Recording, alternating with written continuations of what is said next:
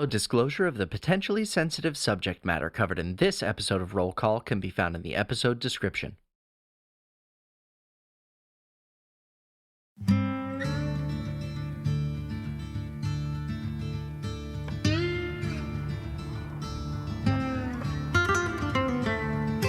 the southwestern corner of the world of Mirabella lies the Outlands, a hostile but enticing territory that seems to draw folks of all kinds. Want to meet a few? Well then, how's about a little roll call? I'm Ben Pimental, and I play Alden Ambergris, a man with as many secrets as coins in his pouch. I'm Gurkowski, and I play Percival Wynnemark. I don't try to be the best, it just keeps happening. I'm S.J. Nelson, and I play Madge Smalls. All I have is a ladle and a dream and some visions. I'm Shaylee Bowman, and I play Kaia Vaeloris. I am just trying to master the storm inside me. I'm Patrick Holt, and I play Twig. He's got a bit of an attitude, so don't poke the bear. I'm Stone Mountain, and I play Zero, and I'm just a guy, just a regular guy. No magic here, no sir. Don't worry about it. And pulling the strings as the game master, it's me, JP Coletta. So, let's jump into this episode of Roll Call. When we last left our heroes, if they can even be called that, they've discovered, and they discovered a cave out in the cold desert sands where they attempted to spend the night. However, the cave turned out to not be a cave at all, but a large mimic whose sands nearly enveloped them all. And in the chaos of this battle, though they eventually prevailed, Zero displayed some abilities not yet seen from Zero, who up till this point has been a little, let's say, cowardly in battle. Now, seeing another side of Zero sent our party into, let's say, an interesting side of camp. We saw some conversations between Kaia and Madge. Notably, we saw visions shared by Zero and Kaia. And we saw a heart-to-heart between Zero and Twig. But now, as those visions settle in for you, Kaia and Zero, seeing that over and over again, that lightning bolt crashing onto the ground below, mixing the sands, kicking up a dust storm, and suddenly the sandstorm swirls and whew, you awake, and it's morning. Everybody go ahead and, I will say, Kaia and Zero, you have just awoken before everyone else. Go ahead and roll me a perception check. Okay. I'm rolling this at disadvantage. Oh, shit. Oh, natural 20. I did good, but it doesn't matter. That's you insane. take it. That's awesome. First roll of the game. Okay, so a nat 20 and a 12. I will say that Kaia, you really are the person who knows. So as you wake up in a bit of a start from this dream, you hear the sounds of like grunting and concentration from right around the bend from camp around the corner. And you hear a bit of crackling as well. Percival, you want to go ahead and roll me that roll? What? Yeah, I got it. Do you want me to describe what happens?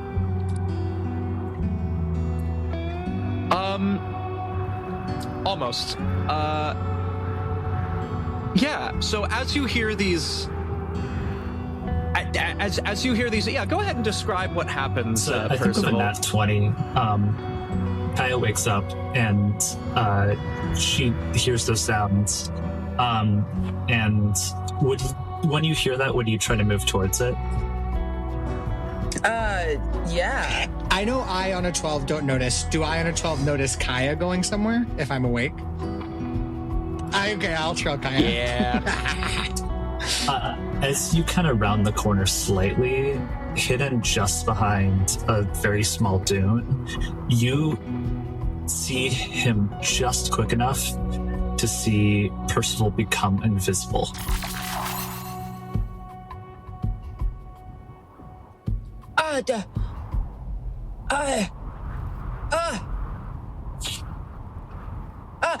And she like turns and sees Zero. Sorry, hi. Oh my god. You right there. And then he just I start like swinging my arm. Percival. Go ahead. Please make me an and I'll give you investigation check. Yay! I'm a little better and at that. Percival, if you would like to not be found, you may roll a stealth check at advantage. I did so bad. I'm actually good at investigation. I got a 6. Even with that, even with a 6, as you kind of swing your hands around, Percival quickly just kind of blinks back into visibility. Oh, hey guys, how's it going? Hi. Practicing spells or Other things? Yeah, just yeah. Yeah, sorry, I was out here just like he's practicing spells. Yeah. We should. I guess it's morning. We should probably start getting up, shouldn't we?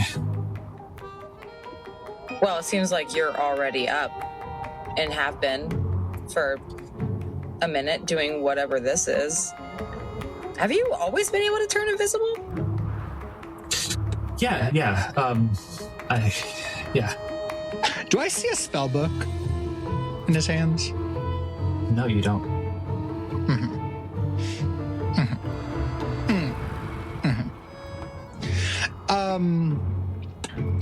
That's a really cool, kind of powerful spell. I suppose for a wizard, that's pretty rudimentary, though. Could you show it again? I should probably conserve my spell slots for the day, Of course. I only have so much magic I can use, and we don't know what's ahead of us. I'm sorry. I didn't sleep very well. Me neither. Me either. Oh. Anyways, I'm gonna go get my stuff together. That was weird. Okay, don't follow me this time, you weirdo. And she's gonna walk back to camp. I'll sort of nod and start and then stop, but I have to go back to camp, so I'll just give you like 30 paces and then be like, right, okay, and fall after. And as you round the corner, I'll give a little side eye to Percival as I go. Heck yeah. And as you round the corner back into camp, the rest of the party begins to stir and awake, and it is morning, and you have not much of a journey left ahead of you before you reach the Dead Lake and eventually Ironhook Crossing, your destination.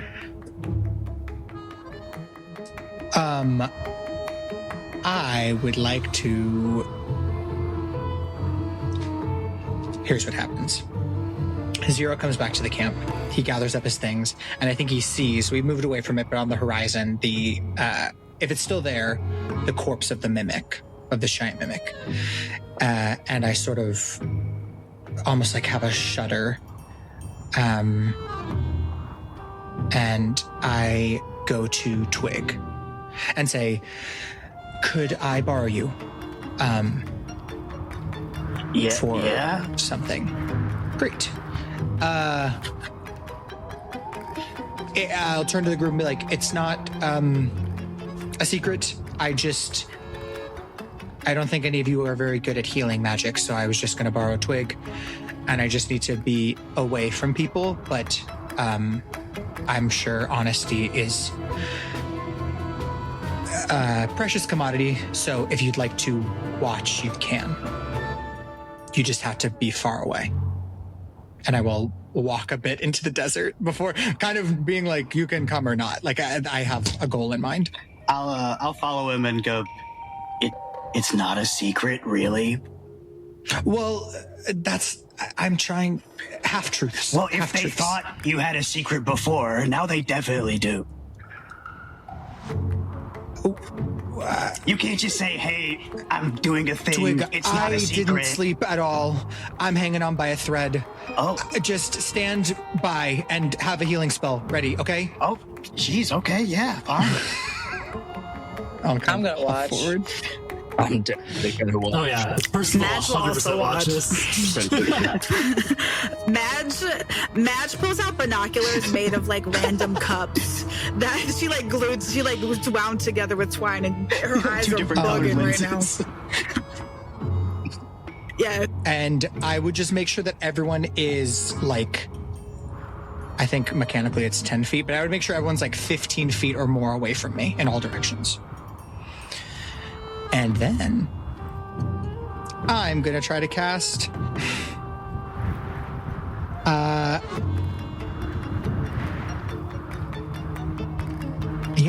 I'm going to try to cast Gift of Alacrity. I start and try to gather some magic in my hands. You'll see both of my necklaces, I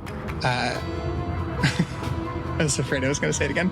The comedy and tragedy, and the necklace, the crystal necklace that Madge gave me, both kind of almost like begin to rattle on my collar as this kind of whirling dervish of sand and wind and magic starts to go. And after a minute, because it's a minute casting time, I will roll a con save and see if I can cast a spell. Okay, you're just using magic. Okay, all right. I did kind of good. Come on. Fuck, no, I remembered I have to roll this at disadvantage because it's my first saving throw. I did this. I made this. It's true, they did. Verdict. That's beautiful. It looks like this mote of light is about to take, and it almost looks like there's like trickling sand or a ticking clock inside of it. Like it's a little mote of light. And you see Zero is smiling, like it almost giddy as it begins to spin faster and faster, but stays contained. And then a voice creeps into the back of his mind, and a shadow that only he can see skitters by. And he loses control of it, and it detonates. And I take some damage, and the spell fails. How much damage do I take again? What's the radius of the damage, though? It is,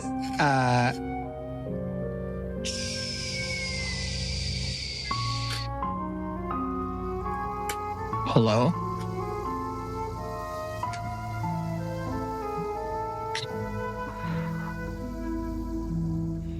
Oh, it's 20 feet. I might have said 15. I would have tried to make sure no one's close, but maybe someone's caught in it. I said 15. That is what I said. Well, I thought it was 15. Caught in it. I will say I was more asking for Twig. 15. But because Alden would want to be close. So, okay, I'm sorry. I really thought it was 15. I messed up. Alden and Twig are also taking this. We take... Yikes. Remember that I'm sorry.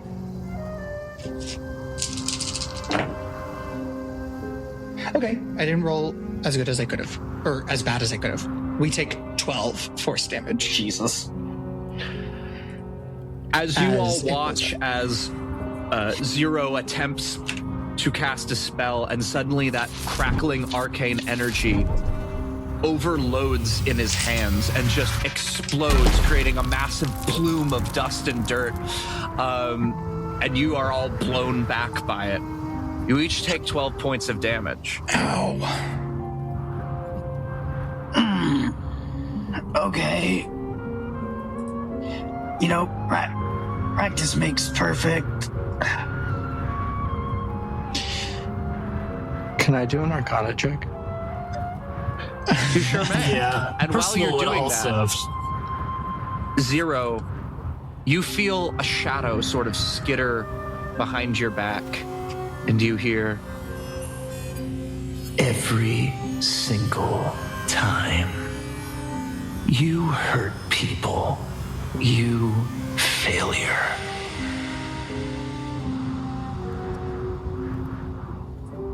and only Zero hears this voice. All right, dust yourself off. Get over here. Come on. Let's clean you up. It's a 21 on the Arcana.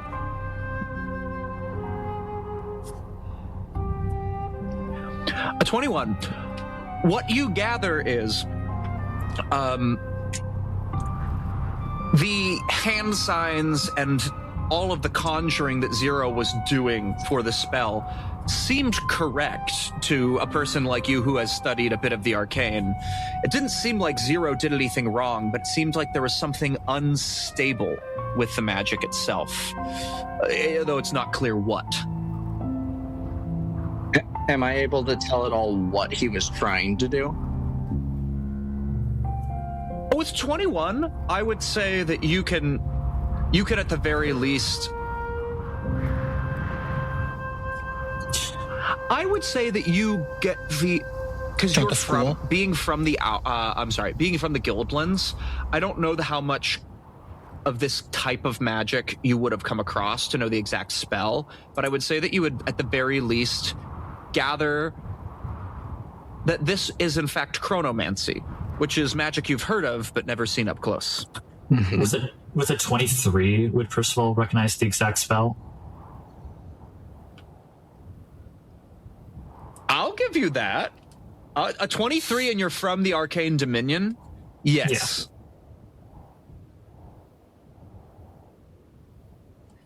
Yeah. Twig will cast a Cure Wounds on Zero. He'll get everything you took back. It was a little over. Thank you. Zero kind of sheepishly... I make my way over to you. Sorry, I thought after yesterday, maybe... It was really close. You were right there. There's got to be some kind of there's a block or something. You gotta push through it. You're so close.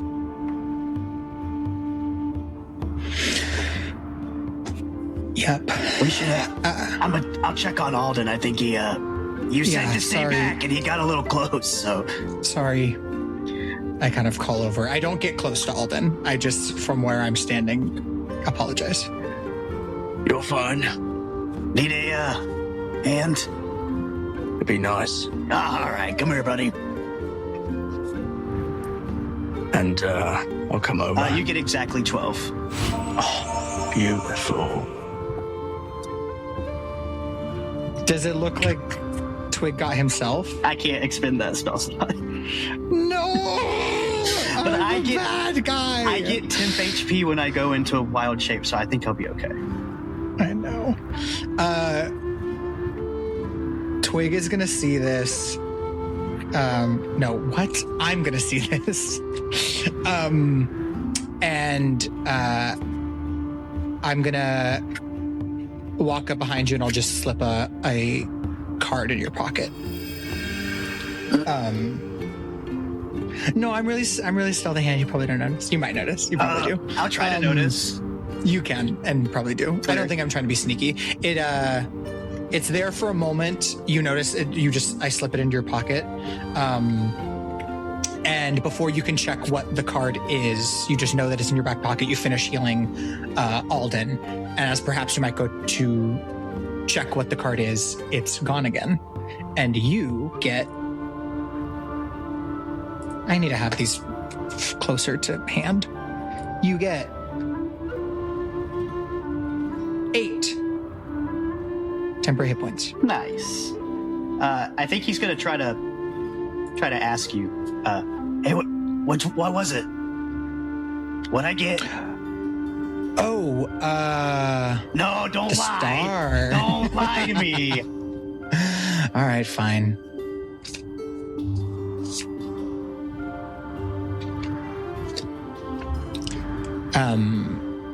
It was judgment in reverse. Yikes. Well, you know. Very dramatic.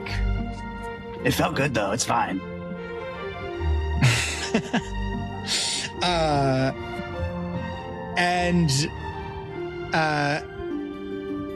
Zero, I would go around and do this to each of the party as we're like making our camp.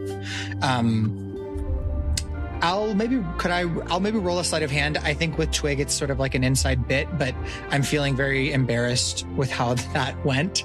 So I'm sort of just slipping these into pockets. I'm not trying to make a to-do out of it. So if anyone's trying to see... I will be actively I did really for the first good roll of the day. Everybody. I got a 22. Alden doesn't want to, or Norx doesn't want to take his eyes off Zero.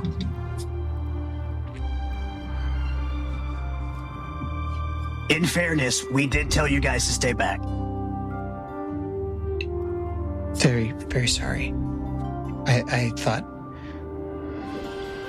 it would be different. Did anyone beat a 22? Mm-mm. No. Oh, are we doing shared? Okay. Oh, well, I'll if you beat a 22, you get to know what your card was, I guess. Let's see. Otherwise, I guess it vanishes perception? back to me. Yeah. 21. So close. That hurts. The stars keep their secrets. Zero's just shuffling his deck of Major Arcana. Not smiling because he's super embarrassed, but stone smiling. And then I'll pack up my things and we can game plan. How are we all feeling? Sorry, that was a weird start to the morning. Weird end to the day yesterday as well. Yeah. Not to pry into your business, you have been somewhat forthcoming with the fact that you have some sort of curse, I'm assuming. Oh, if we're not prying, then we can just move on, right? I just want to know, things got kind of violent yesterday, obviously in our favor, but then you kind of had a malfunction earlier. Fully here for whatever you need. But should we be concerned?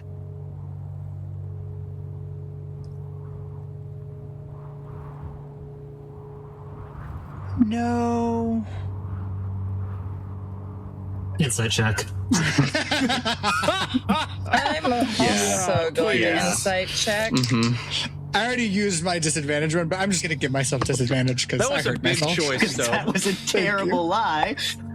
I got a 19 on the die. 11. 18. Poopy stinky. That'd be a 22. Yeah, I mean, you know, I'm lying. I mean, it's not less lying. I'm not trying to. I think it's what it sounded like. I'm not super sure. And I'm trying to be reassuring. Also, everyone take 8 temp HP. You get that. Sorry, I forgot to. That was what the cards are for. That's crazy. And then things kind of got out of hand. I just won't do that again. So if I don't do it, then it's not a problem. What? So I just won't do it. Look, Zero's magic is volatile, but it's not malicious. Like, it's okay. No, I that's what I mean. I just want to make sure you're going to be safe. Especially if you end up in... No one's ever safe around you. I heard it, JP. So safe is relative. Sometimes it's fine. It's volatile. If we need to use it, then we take the risk, you know? I thought Kaia was gonna... It didn't seem like there was a lot of time to choose a safer option. Right. But I'm always in favor of safer options because I don't like being like that. And I don't want to scare anybody. And I'm very sorry that you had to see that. I mean, it helped.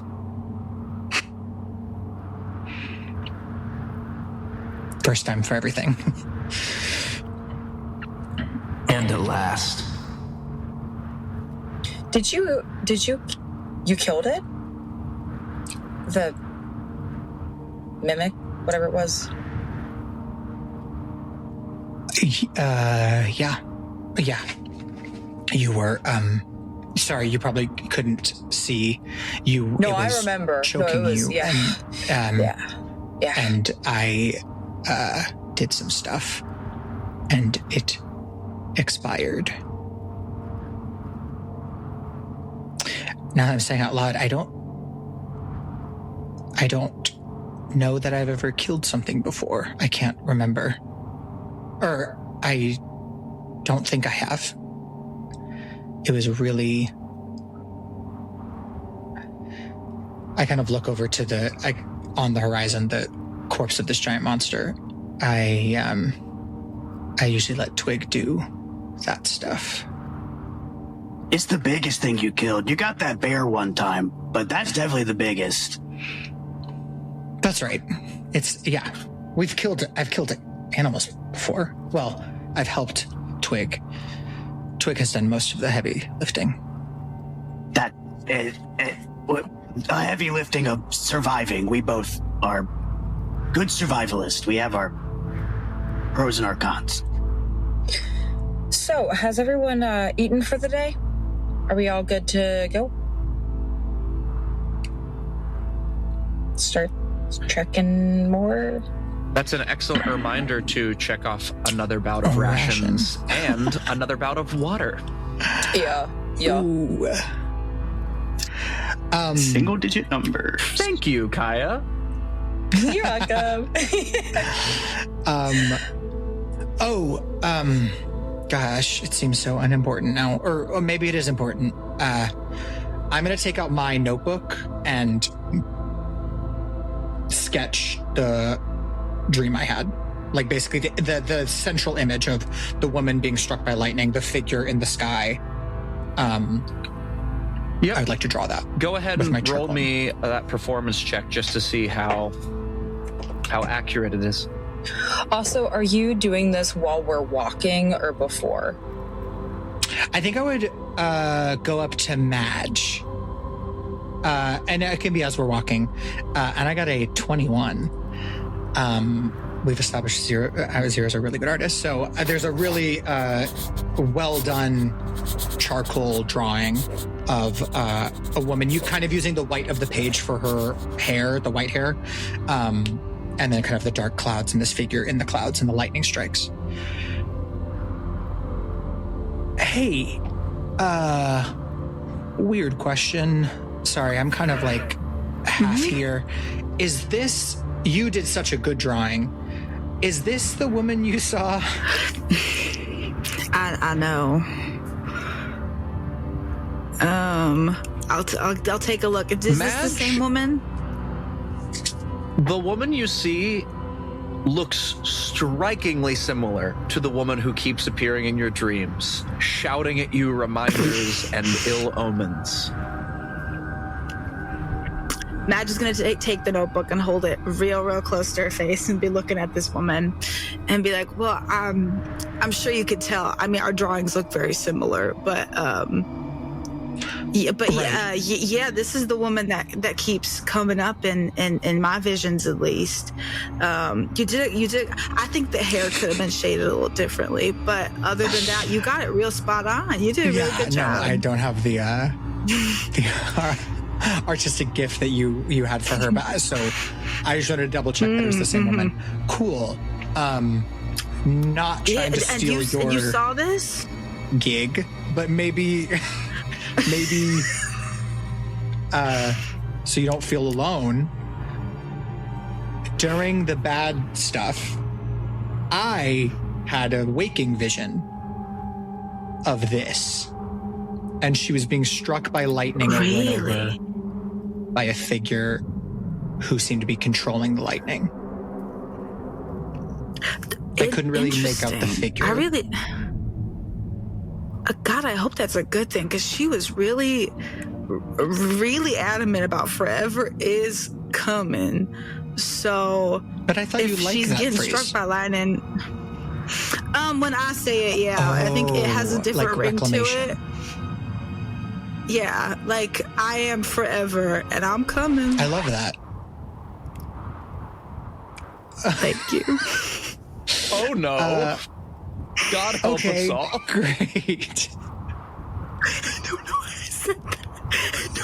said that. Holy shit.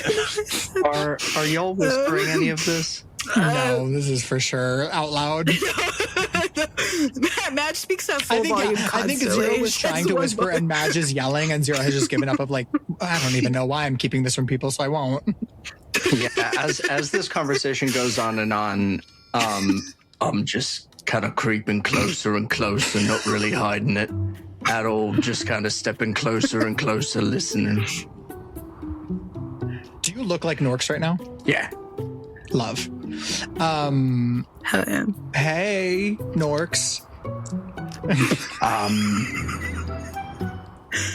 You talking about visions you've been having? Yeah, have you seen this woman? Me and Zero. No. Oh, okay, that'd be crazy. I have had some questions for you, Madge. For me? Yeah. Yeah. So you said you're from the swamps. I am Murray Bowman, yeah.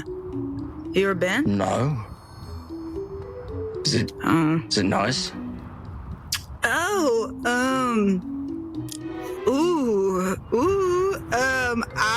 Depends on what you're looking for. I mean, if you like not seeing sunlight and hearing voices in your head while you're running away from something in the forest, then yeah, it's terrific. But if you're looking for something a little more gentle, I wouldn't recommend it. Right. Yeah.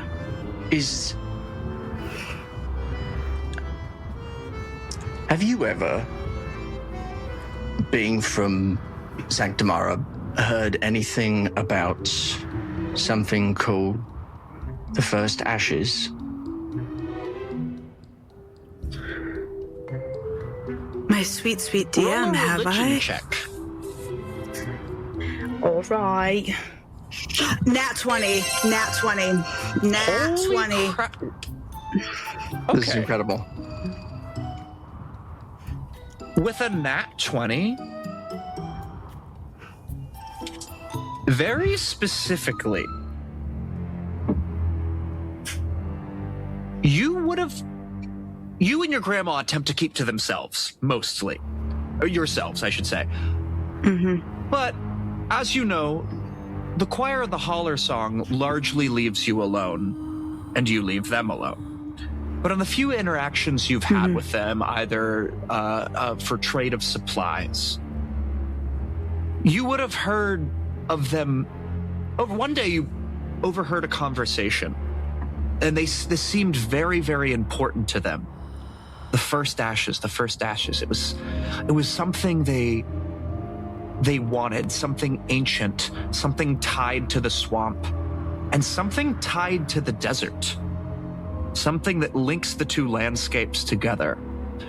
It was something very precious to them. I don't know, this is a nat 20. You probably would have overheard the cult of the unyielding, speaking of it as well. Yes, that cult.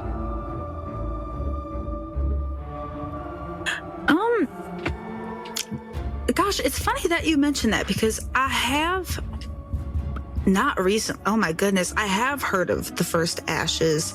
There are some religious organizations in Murray Lumen that I've heard them talk of.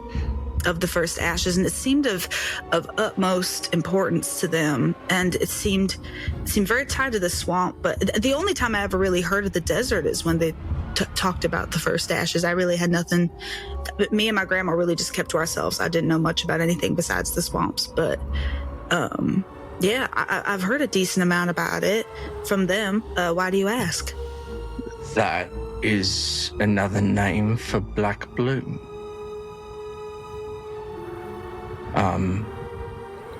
And it's said, given that specific moniker, that people in Sanctamara tend to believe that they are remnants of the ashes of Helios. You know, the first death.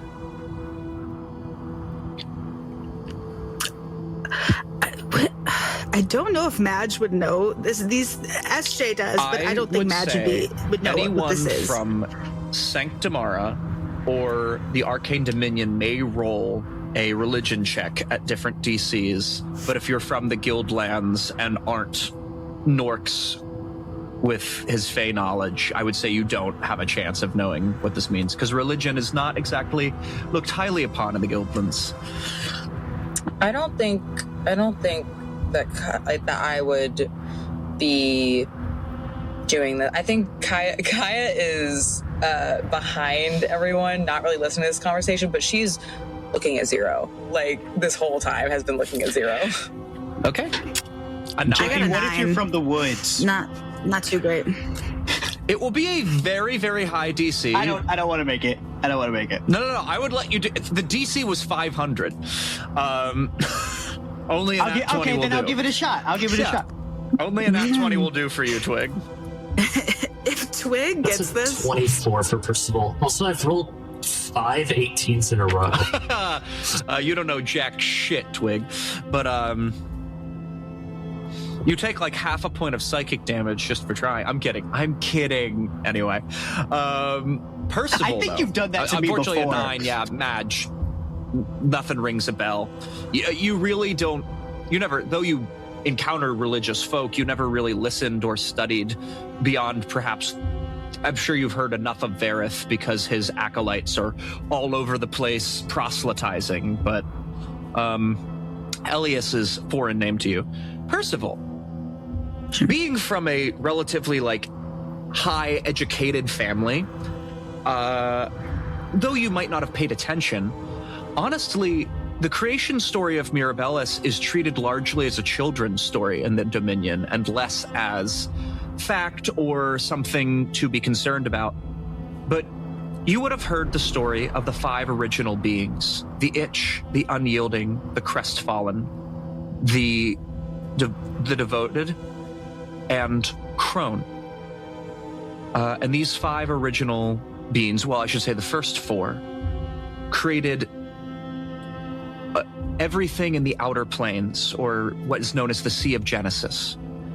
And then, being lonely, they created children, known as the 12 children. Eventually, the 13 children, as they created the final of their children, Elias, the god of light, innocence, and wonderment. However, there was a 5th shadow on the edge of the Sea of Genesis, and when she stepped forward, her name was Crone, the goddess of time. And as she stepped in, Elias was in the garden one day. And suddenly, without warning, he began to wither and decay, turning to nothing but ash. For Crone was time, and it was the final piece of existence. Now the children ran to tell their parents what had happened, hoping that they would help them fight Crone. But the parents, the 4 original beings, they knelt before Crone, realizing that she was the completion of existence, meaning incarnate. Well, that night the children met in the Garden of Genesis, where they hatched a plot to overthrow their parents and seal Crone away. Using the ashes of Elias, supposedly, they created the world of Mirabellis, so named after his 3rd domain, Wonderment. and they created this prison to seal Crone away, eventually sealing their parents in the 3 suns and the moons of Mirabellis, thus creating the unyielding sun, the devoted sun, the crestfallen sun, and, of course, the moon containing the itch, the first being and the primary being of creation and chaos. So supposedly, Elias's ashes created the entire world. But of course, that's mostly just a children's story.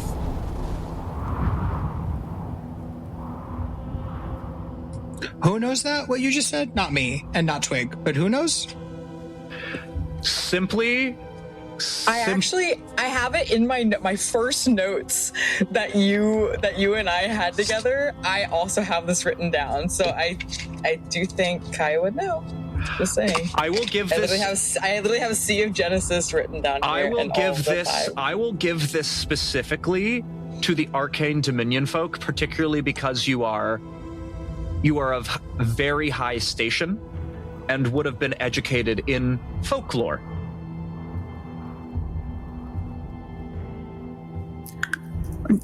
I mean, I can't say that.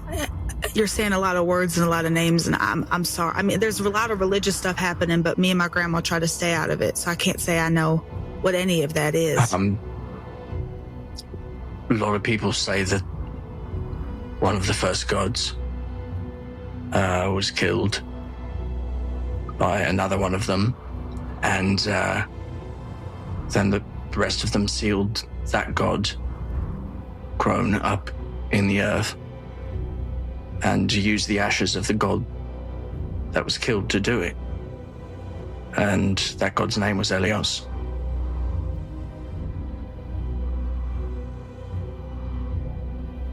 And why do they want these ashes? Are they powerful? Probably the same reason everyone out here wants them.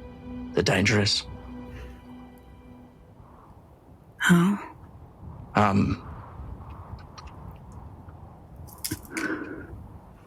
Have you ever found any, just shifting gears for a moment, have you ever found any fossils in the swamp? Has Madge found fossils in the swamp? That's such an interesting question. I'm out here fucking deep sea fishing. I don't think so. I'm not even gonna let you. I don't think so. That doesn't really. Yeah. I can't.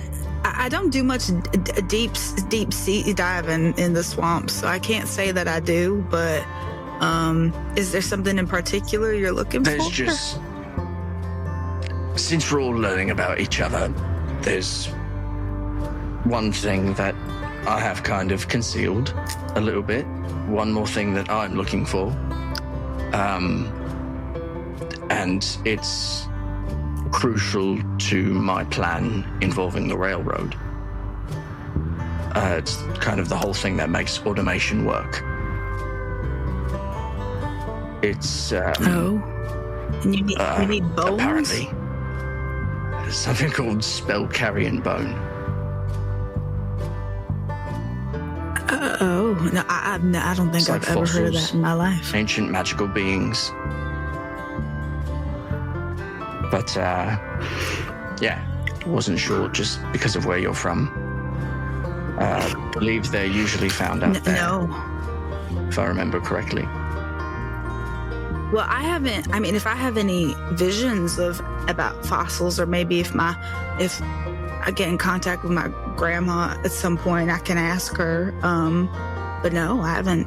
I'll keep a lookout for it in my visions, though, and let you know.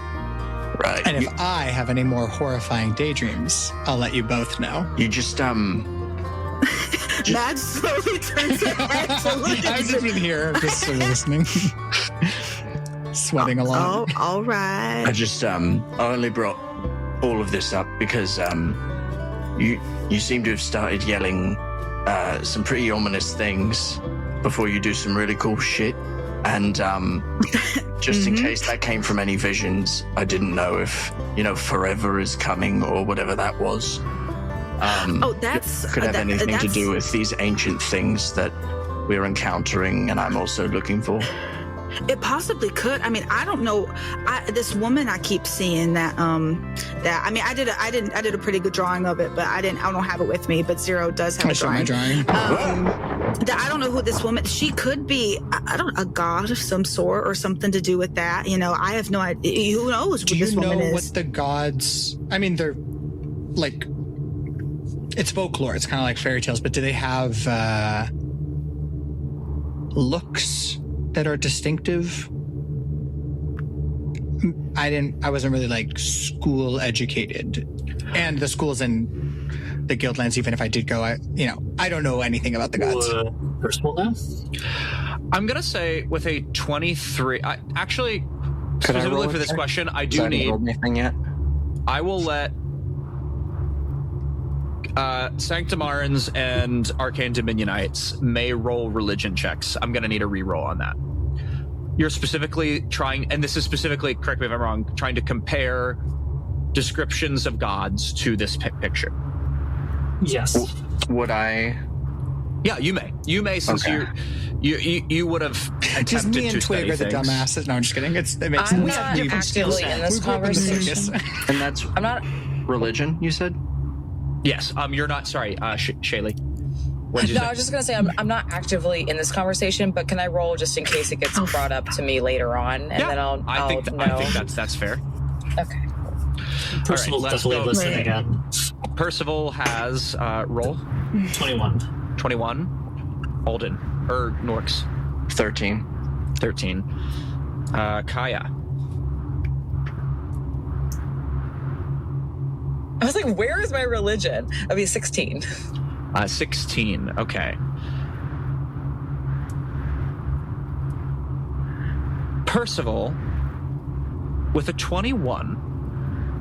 This picture certainly doesn't match the description of any of the main pantheon of gods that you would have heard of. Crone is typically depicted as much older. The Devoted is typically depicted as much younger and more beautiful. And none of the female-presenting gods that you can think of have white hair.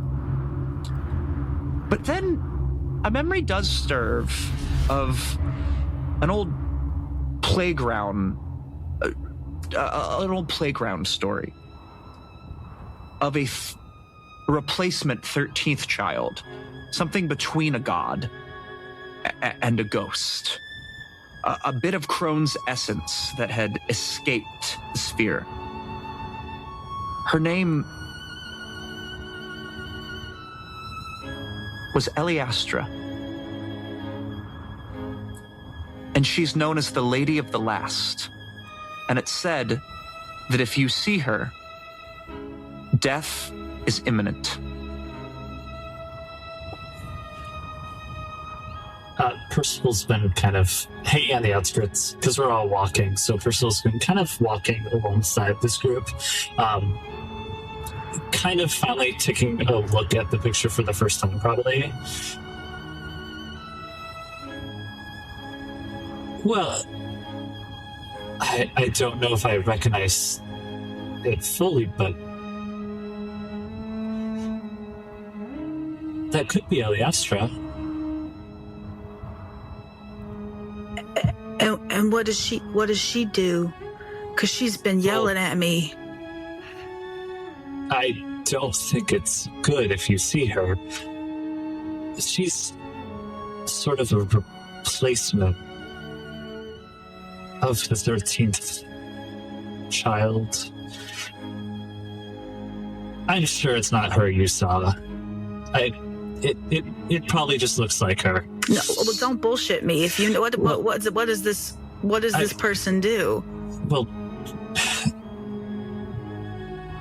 Jen, this is all folklore, and none of this actually means anything. But that's great. Spit it out. She's supposed to mean death if you see her, but I'm sure it's not a big deal. We're gonna be fine. It's gonna be good. These are children's stories. None of this is real. You haven't seen her, Percival. I have. She's been coming to get me, Percival.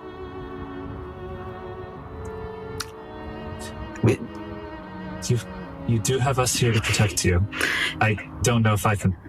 I don't think we can stand up to a god, but you've seen visions of her. And if this is her, and we don't know that yet. We don't know. It might not be. But if it is, then let's just be careful. And I am here for you. And I know that no one here is going to let anything happen to you. All right. Eliastra, you said, is her name? That's the name I remember. We had a rhyme we'd tell on the playground. That's nice. It's all just children's stories. All right. Well, thank you. I appreciate your honesty. Thank you. Of course.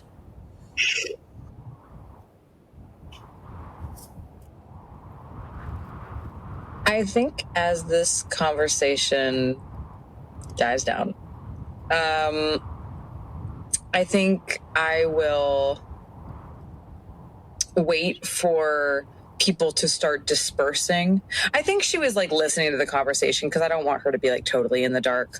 I think she just also thinks that they're folk tales and like isn't really taking any of this really seriously.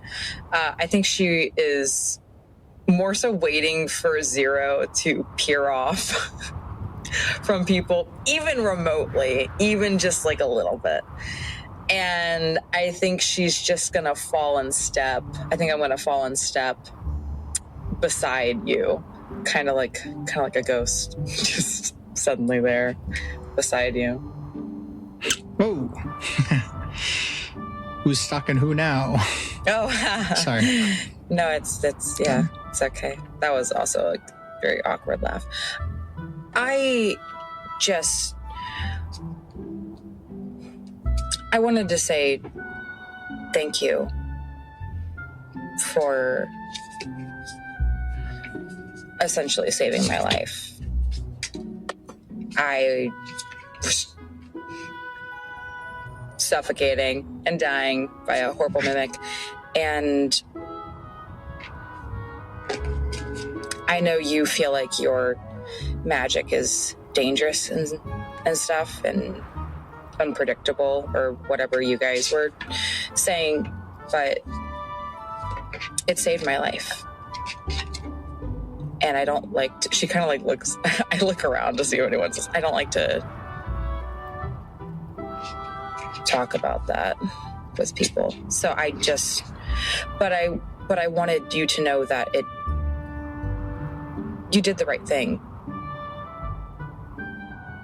Because I wouldn't be here, probably. Maybe I would have gotten out of it, but probably not. So it was probably the right call.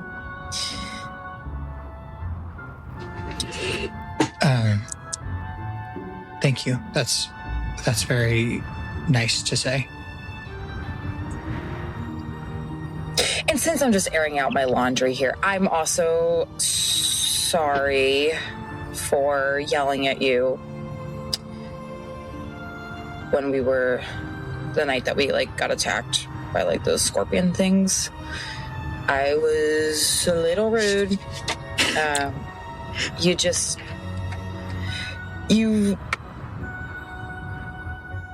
You said that I'm doing great without magic, and that was just like the exact thing that I told my mom a while ago, and she told me that I would be nothing without magic and that you needed magic. So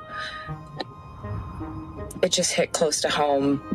But I think after my near-death experience, I just kind of realized I was a little harsh on you. So I just thought I would just, apologize for that. But and I think she like takes like a hold of your like arm. I really appreciate you taking the risk.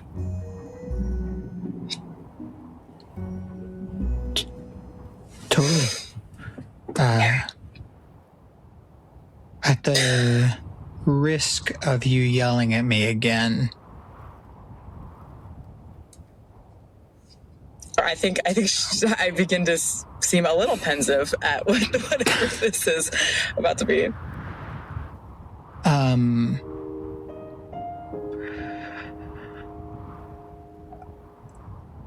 That's really fucked up that your mom said that. And that's just how I grew up. Yeah, well, that was just, the thing. We idolize the grown-ups that hurt us because we don't know any better. But now we get to be grown-ups and do better by maybe our own kids someday. Not our kids, but like anyone's kids. Right. But also, I didn't think that you thought that I thought that, so. Okay. But also, the young people that we meet. And I know that what Milo said was hard for you to hear. But maybe it's because you might have needed to hear something like that.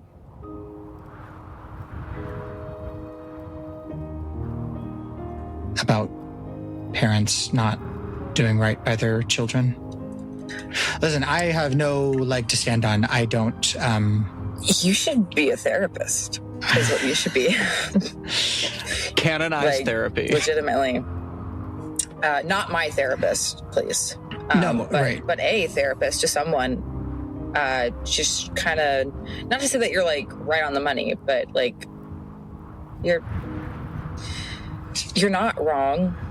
So yeah, it was hard and you're very wise. So thank you for the wise words. Totally. Also, I do think it might be important. It might be nothing, but I also had that little weird dream thing. What? Which is, well, you mentioned that you didn't sleep all last. Well, we kind of both mentioned it at the same time, which was funny. But yeah, I just kind of overheard the conversation, and there was just like this, what'd you say? Like this stream? I flip open my notebook. This stream? This vision? I think I take the page. Yeah, that was scary. But yes, that's about exactly right. When? Why? When did you have that? I think I definitely dreamt it again last night, but it was probably just from memory. But I think it happened during the fight at some point. I think. Huh. It was DM. Was it when Zero touched me? It was when it was the magic, right? The healing magic took hold specifically. Yeah. But I don't know that I was like conscious enough to actually know that. So I'm just gonna say that she's like, it was some point during the fight, like right before I came to again. So, God, I really hope Percival's wrong about what that lady means, because that's 3 of us now. Well, I don't. Like he said, I'm pretty sure that shit's folklore, so I wouldn't worry about it.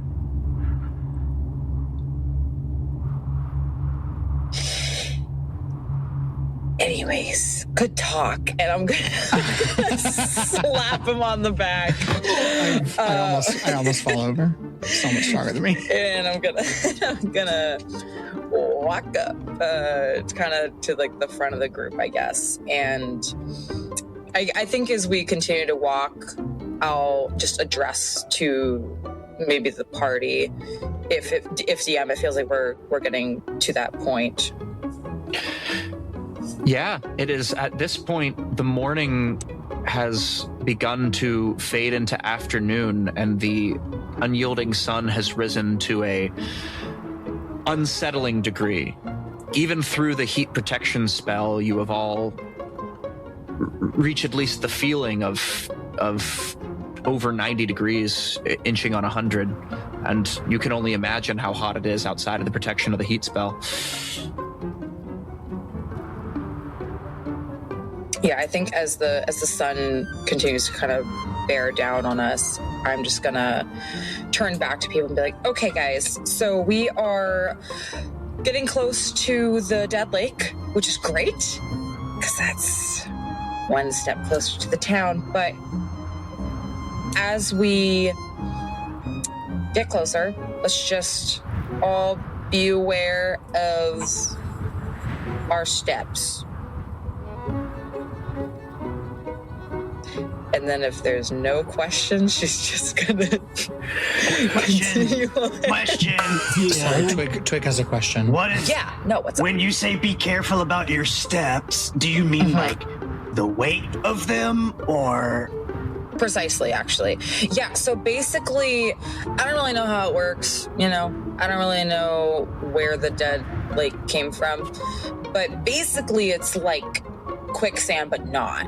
So either you have to be like forceful with your steps, like so much so that you're gonna like just like ram into it,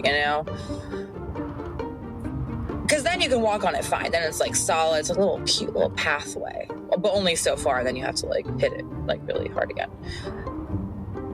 But if you don't do that, you kind of just like sink into it, and then it's like really hard to get out of.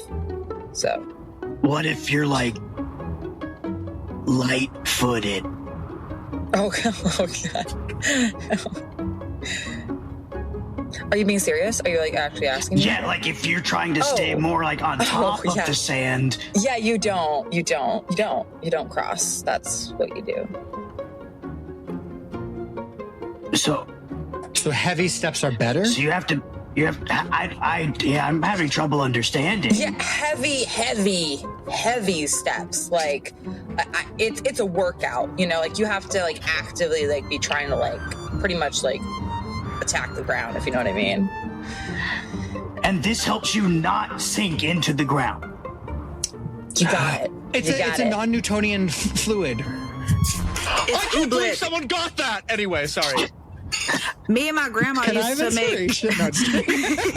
Me and my grandma used to make Oobleck. Is it like Oobleck? It's just like Oobleck. You know Oobleck? Yeah, we made it all. We sold it at the circus. I thought that was a Moravian We did sell Oobleck at the circus. Now, my grandma made me Oobleck. Oh, it's Oobleck. I got it. Okay. You could have just said it was Oobleck. Okay. Well, have you guys ever had sand sharks in Oobleck? Inside the Oobleck? They can move inside of it? I put my eel in there once. So, okay. So basically, I turned to Madge earnestly and go, probably really similar. I don't know. I don't think she liked it. She kind of I think you know a lot I'm just about this, trying and I to think save our you life, should guys. speak up.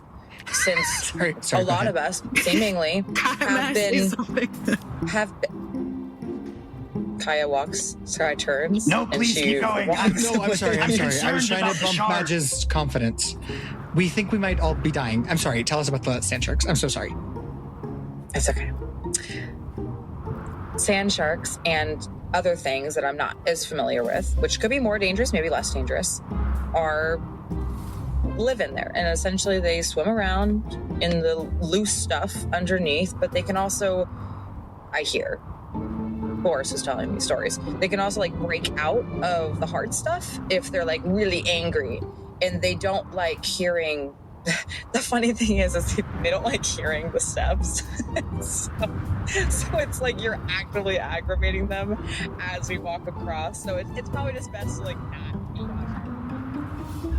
Now, I will say, however, this does not happen right at the edge. because it cannot. Because as you are traveling along your way, as you're having your bickering, sort of walking, Kaia is walking backwards like a tour guide-esque, like explaining things, pointing out rock formations. And then, Kaia, you're actually so distracted by this argument with Norx that you back straight into a post. Boing. And you all come across a signpost just as the sort of gorge opens up to open wasteland, pointing in a few different directions. Written in common are a few signposts that say, there are two pointing in one direction that says the Dead Lakes, and another pointing very shortly off to the side of that saying Iron Hook Crossing, your destination.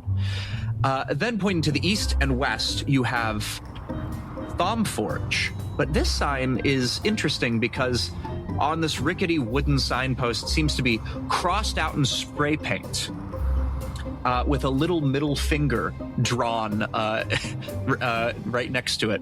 And then additionally, pointing to the west is another one that says Rivet Fall. But fall has been sort of spray painted over to say Rivet Fail. And last but certainly not least, pointing due west and seemingly around the Dead Lake is a beautiful blue metal sign with white letters that simply says Oasis.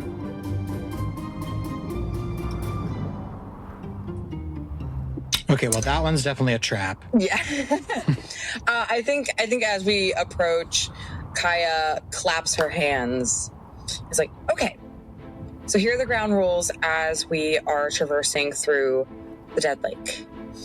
Basically, as we're passing it, you got to hit the ground really hard, like bludgeon it, and then the shockwave from our bludgeons and things will harden the sand, and then we can like run across it. But we have to do it really consistently.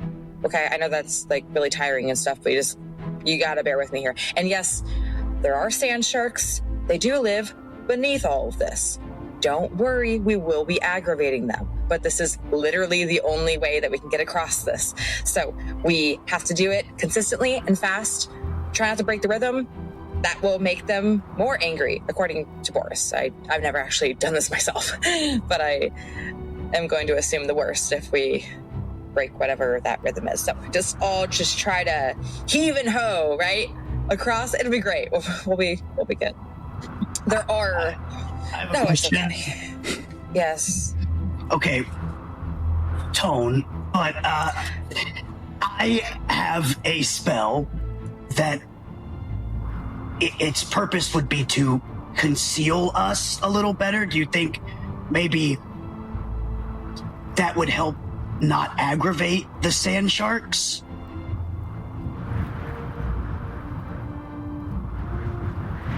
You could try it. Okay. Yeah, you could try it. Yeah, thanks. Thanks for the vote of confidence. I'll give it a go. I don't know magic.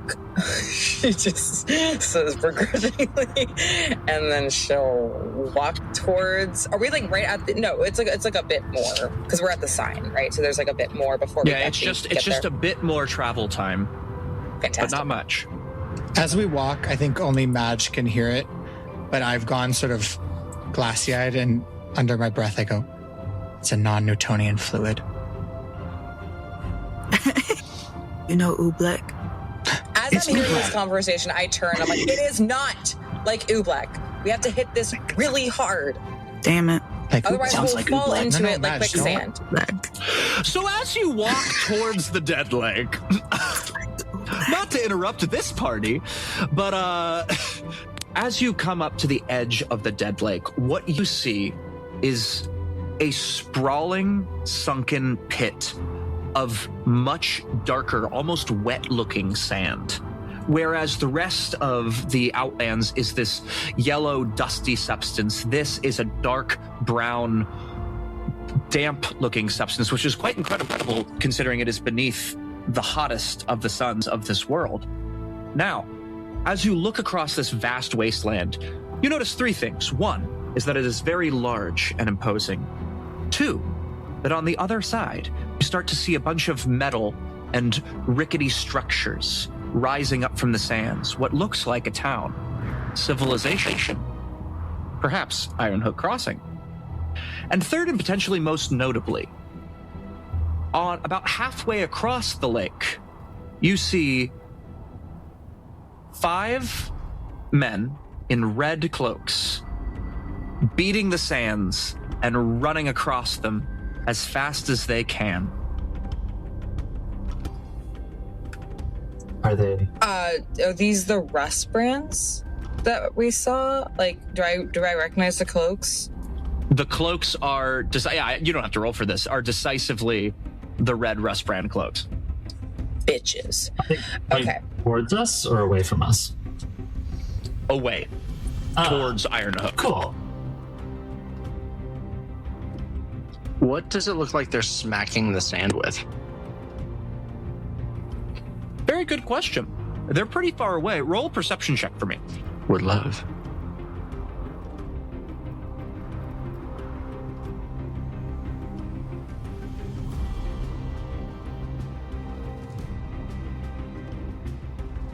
Gonna be a 17. With a 17, you can see, as you sort of squint, that they have these very large hammers with extra long handles that they sort of look like what they have. It's like strongmen at carnivals. Mm-hmm. Like they're like those types of hammers, and they are just beating the ground. And with a 17, I will say, you notice along the bank that for some reason someone seems to have dropped one, and there is in fact one sticking out of the sand just at the edge.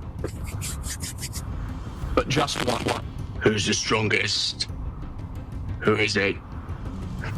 One of the girls. It's one of the girls. Yeah. Well, I got my ladle, and it seems like that does a pretty similar thing. Yeah, maybe so, Kaia takes this one. Yeah, Kaia could take it if she likes. Sweet. Oh, sure. I mean, Percival's strong too, but wizards don't typically invest in strength. No, I'm nowhere as strong as they are. Yeah. Shall we? Are you okay? Me? Yeah, No. I think she turns to 0. I think she asked. Not even a little bit. I feel like that's been clear. Sorry for prying. No. You can ask. I was just being honest. I'm not. No, right, yeah. Right. Anyways, she's gonna grab this whack-a-mole thing. Yep. So you may equip, for the sake of mechanics, a warhammer. But Okay, great. this is, in fact, this one has a special property. Since it is a sand hammer, you deal an additional D10 of damage when using it on the dead lake. Okay, word. With both hands. Fantastic. Could I wait until after we hit the sand for the first time and then cast Pass Without a Trace? You sure can. How far does it look from here to Ironhook? I would say, for the sake of mechanics, it looks like if you take the shortest route on the edge, it's about 300 feet. Okay. That's not bad. Do we want to catch those guys, or are we good with letting them go? How many of them were there again? 5. 5. Kaia, I think we can take them. how many should we expect, do you think, once we get over there, since this is their headquarters? I know that they've had a back and forth with oh Jesus, where did we just come from? My brain. Glimmerglass? Duskrith. There we go. Duskrith. So what do you know about them? About The rest like brands? Ironhook Crossing specifically? Oh, Like, do they have I know they're in numbers? Are they a large group? DM, I feel like the answer is yes, because I've ran into a lot of them before, but do I know specifics? They certainly have numbers, but I mean, they are just an outlaw group of people thrown together. You don't really have a way of knowing exactly how large they are, but they certainly travel in groups of like 5 or more, multiple at a time. Yeah, look, I don't know how many they have in their headquarters, but whenever they have attacked in the past or interrupted one of our scavenging parties, they usually come in groups of like 5 or 6. So, and they're not always the same guys. So they definitely have some numbers. I don't know how many though. Not to rush us, but they're getting further along. They are now about 3/4 of the way across the lake. Let's go kill them, reduce the numbers when we get there. All right, go ahead and... So how we're going to do this is there's going to be 3 different initiatives: your group, the Rust Brands, and the environment. So I'm going to have one of you roll a flat roll for initiative, so don't add your modifier. Shaylee, since you're leading this charge, you wanna roll that? All right. Easy, not 20. Don't. I got a 14. A 14. Fortunately for you, the environment got a 12 and the Rust Brands got a 4. So, you all will go first, followed by the environment, followed by the Rust Brands. Period. So, with that, I'd like to go down the line and y'all tell me what action you would like to take. So let's start with Madge. What you doing? I think Madge, she has a bludgeoning weapon. She has her ladle. She should be hitting. So Madge will be hitting. Okay. Go ahead, and I'm going to go to somebody else while you roll to attack. Norx, what you doing? I am going to give the help action to Zero, specifically with my bonus action by since rounds take roughly 6 seconds, give or take, after like a second or two, once I start to pick up on the rhythm, because Kaia is the only one who really knows what the rhythm is, I'm gonna start doing almost like the drill sergeant thing of being like, up, up, up, so everyone can stay on the same rhythm together. But since I can only help one person, I'm gonna help Zero, and then with my action I will make an unarmed strike so I can be stomping as well. Okay. Kaia? I will attack with that warhammer that I just got as well, trying to, even though I'm not getting like the mechanical help, I will try to fall into this rhythm. Cool. Go ahead and roll the d20, but also I'm going to ask that we roll our damage as we go through this as well, and I'll collect that all at once. Zero. Question. I know you said bludgeoning and force. Could, and it's okay if the answer is no, could thunder damage do anything? Like a sort of like concussive force? It's an interesting thought. You can try. You can certainly try it and find out. Great. Because the only way I can do force damage is my bad thing, which I don't think now is the time to do. So I will, I'll try to do, is that right? Yeah, I'm gonna move.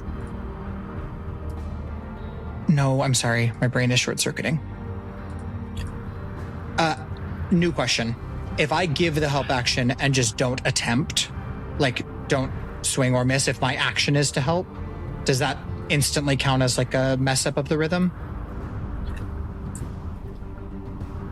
If you do not attack, it adds to the irregularity of the rhythm. Yes. Once again, it's gambling. It's not an instant auto shark bite. Instant shark bite. Okay. But I will try to do a sorceress burst. I'm gonna move away from as many people as I can Okay. And I will use the help action, so I would roll this at disadvantage, but I'm just rolling it flat. So you roll that while we move on to and roll any damage, pre-roll just in case. Percival, what you doing? Percival is going to sprint forward and basically attack with 2 hands with my hammer. For a 17. You don't need that. I'll build the damage. But also, how far across the way were these? They're about 3/4 of the way. They're almost. They're about 3/4 of the way. So I would say, like 200 feet ahead. Like of us, 200 and some feet, odd feet in front of you. Yeah. Yeah. Screw it. I'm also going to cast Misty Step. So I can actually cast Misty Step, then take an attack. You're gonna cast Misty Step, as I attack, and then hit it. Yes. Okay, and Misty Step lets you travel 30 feet. 30 is that feet. correct? Yes. Okay. And then Patrick, what are you up to? And then I will describe all of this in one. I do think I'm gonna try to. If we're gonna try and sneak up on these rust brands, I will try to cast Pass Without a Trace with my action. I know that increases the likelihood that we fuck up, but I think it's for the best. Okay. So, as you all step onto, I will now take Madge. Give me your roll to hit. 25 to hit. Hits. Give me your damage. 21 damage. 21 damage. Bludgeoning. Yes, bludgeoning damage. Doubled to 42. Hell yeah. Okay. Did you put your thing on it? A little side eye. Maybe. Ground has no chance against us. Holy shit. Progress coming. Norx. 7. 7 to hit. Yeah. I'm sorry, and what was your attack again? What kind of attack? I was going to stomp the ground. Unarmed strike. That's all I got. This is very hysterical. The sand has an AC of 8. That's fucking crazy. You missed the ground, bro. Which way is down? I was like, no one could possibly miss this. Well, good to know. Okay, so I don't need your damage. It would have been 1. Kaia. I also got a 25 to hit. Cool. What's your damage? 19. I love women. 19. Women in STEM. Okay. Exactly. In Stomp. 0. What was your how does 19 to hit? 19 and then I did hit. 7 thunder if it works. 7 thunder, which I will say, technically, thunder because of like the sonic thing will work, but it's not vulnerable. Hell yeah, so it will it's just concussive. take 7. Yay! Thank you. Yeah, I like that.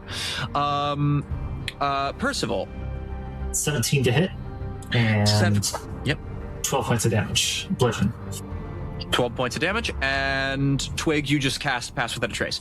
Okay, so what happens is you all begin quick work. Quick, they're getting away, and you start just cracking away at the sand with, oh gosh, that is a big total of damage. You all manage to, for the next 2 rounds, as you chip away, you manage to crack 50 feet of it frozen, which is very, very fortunate for Percival, because had you not done that, Percival would have begun to sink. But fortunately, Percival, you watch as the ripple effect begins to ripple out across the lake. And just in time, it reaches this one point in the lake where Percival suddenly appears in a cloud of mist. And then I'd imagine you take some movement more further forward and boom, crack the rest of it, which I believe, the amount of damage you did was 12 bludgeoning. 12 bludgeoning, is that correct? Yeah. Which is double to 24, which will give you an additional 10 feet of freezing at the edge, I will say. So now 60 feet of this thing is now frozen for 2 rounds, which is very good. But as you guys go, I will say, since only one of you did it, I will say, Twig, you managed to cast first, which means that you did not break the rhythm. And there is now an aura of relative silence, and I will make the rest brands roll a perception check. Which means I will let Twig specifically roll the group stealth check. Thank God. All right. I think one more better. Yeah.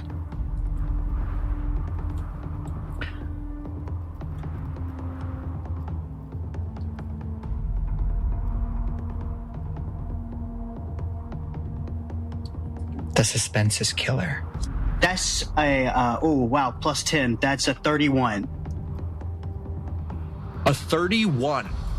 Yeah. They are so mired in their own slapping that they do not even notice this. Unfortunately for your rhythm, however, at the very last second, everyone is pounding away.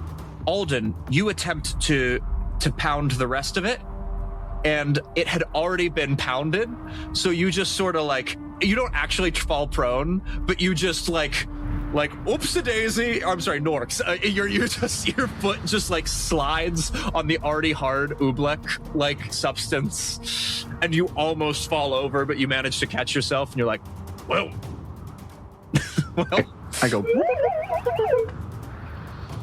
yeah, you make the, oh, we're gonna get sued. All right, and with that, it is now the by Hanna-Barbera? Like, what? I hate to break this to you. They gone. No, they're right here. Okay. The environment. I don't remember which side I am. Sorry. Nothing pops up, which makes it the Rust Brand's turn, and they are just simply going to keep pounding away. Which that will hit, which means that they do.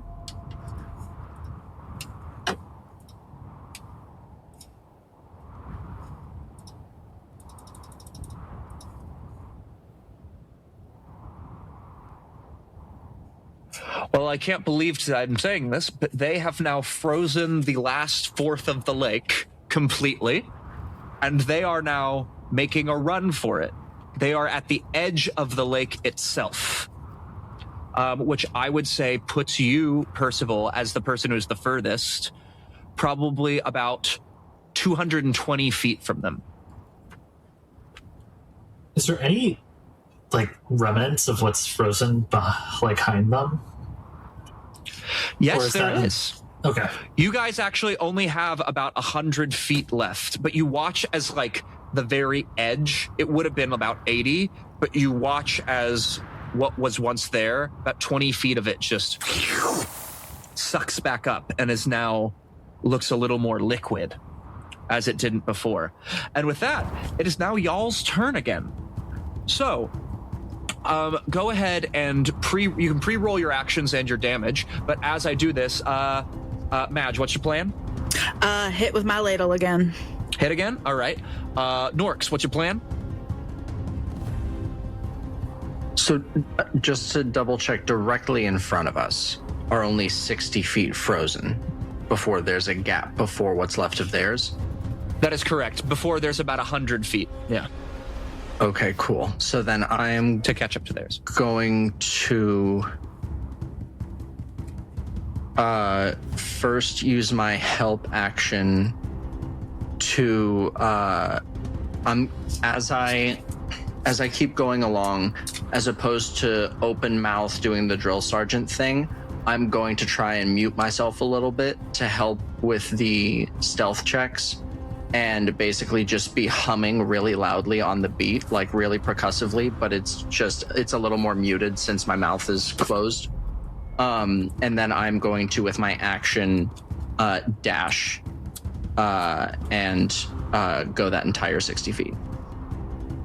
Hell yeah. So you... sorry, I'll do that at the end. Kaia. I think I am going to use my movement to move as far as I can on the hardened part, which I believe is 60 feet, right? Yes, that is correct. So that is the edge. Oh wait, no, but that's my full action. Never mind. I'm gonna do 30 feet, I think, and then Yes. And then I will just try to hit it really hard so I can get more of it in advance to be hardened. Okay, great. 0. Yes. After I move 30 feet forward, how far away are the rust brands from me? After you move 30 feet forward, 250. Heard. Okay. No, never mind. Great. I will Sorceress Burst the ground again. Okay. I got a natural 20. Oh, heck yeah. All right. Sorry, I'm going to go to Percival real quick before I take that I'll roll. calculate my damage. I'm on the edge of this already, so I'm actually going to hold my movement until I see it spread in front of me, and then I'm going to run forward. Does that make sense? Yep. And you're going to hit it again. And then I'm going to take another two-handed slam with my warhammer. Okay. And then Twig. I'm going to try and keep in rhythm as well. I do have a staff that I will hit the ground with for bludgeoning damage. Okay, great. I will now take rolls and damage from. Basically, just tell me tell me if you miss, because you know it's 8, or tell me your damage, Madge. 22 bludgeoning, double to 44. All right, Alden or Norx. No attack involved. No attack involved. Yep. Kaia. 17 damage multiplied to 34. Hell yeah. 34. Okay. 0. 9 thunder. 9 thunder. All right. Percival. 9 bludgeoning, double to 18. 9 bludgeoning, double to 18. Okay. And then Twig. 7 bludgeoning, double to 14.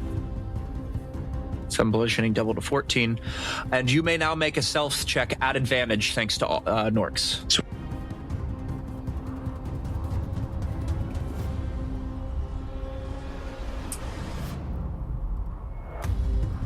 25. Ooh, doctor. Okay. So definitely doing a little bit of math, which is the most fun part of D&D, as everyone knows. It's the reason we're all here. It's just accounting. Let's all sit here in silence and stare at JP. Heck yeah, you guys are able to add another 50 feet of frozen lake to step out onto, which means, Percival, you get another 30 feet of movement on that held action, and you are now 80 feet across the lake, which puts you in, oh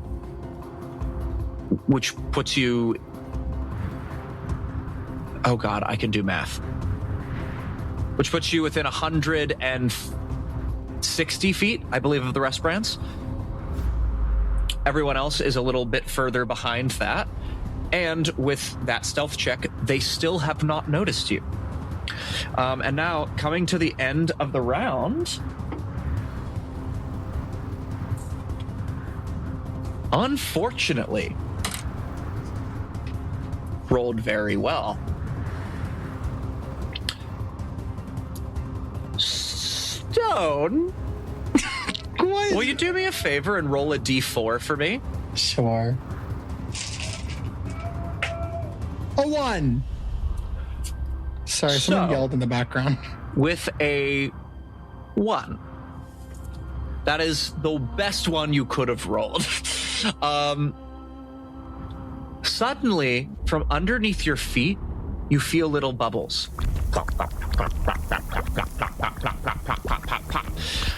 And suddenly, out jumps 1, 2, 3, 4 of these tiny little creatures with these long eye stalks and sharp, sharp teeth. These little red, almost fish-like things chomping after you. And these have now joined the fray. And that's where we're going to leave off for today. Piranhas! Sand piranhas! All right, thank you so much to everybody for listening and watching, as always. So we want to make sure that we shout out our incredible artists, as we always do. Logo designed by @RealSimonBouillet and character designed by Jules_in-the-Rain. We can't do what we do without them. Their art is incredible. Go check them out. If you're enjoying the show, please give us a 5-star review on Spotify or Apple Podcasts, wherever you get your podcasts from. It really, really helps us in the algorithm. And if you're watching us on YouTube, which should be, please go ahead and hit that like and subscribe buttons and the notification bell so that you can listen to new episodes as soon as they come out. And if you want early access and vote to our bonus content, like our downtime episodes where we talk about each episode in depth and give you the behind-the-scenes scoop, go ahead and head on over to our Patreon at www.patreon.com/rollcallproductions and become a patron today. Last but certainly not least, follow us on Instagram and TikTok at RollCallPod and tell us how much you are loving the show. Thank you for watching and listening, whichever you are doing. It really does mean the world to us. This is one of our favorite things to do. So thank you so much from the bottom of our hearts. Good night. And remember, when you're walking across a lake of dust, try to be quiet while you're loud. Thank you, everybody. Canonize Oobleck. Good night. Bye. Bye.